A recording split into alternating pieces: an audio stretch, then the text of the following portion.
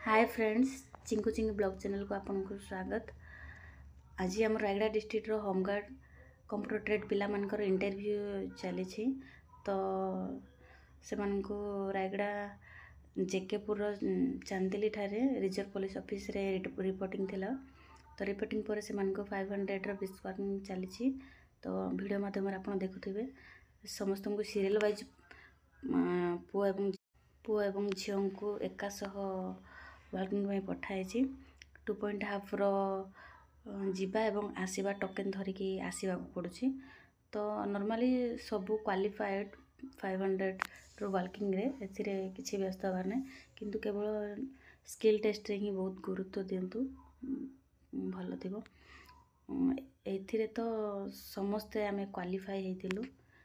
Skill test रे ही बहुत लोग नर्वस हो जाती। तो मु मैंने अपकमिंग जार अच्छी से कहवाक चाहिए कि भल स्किल टेस्ट प्रिपेयर हूँ एवं भल प्रैक्टिकल दिंतु, नर्वस हूँ भल दिंतु एवं अपकमिंग वीडियो गुड़ाक पाइबा चैनल को सब्सक्राइब कर रखु। Thank you.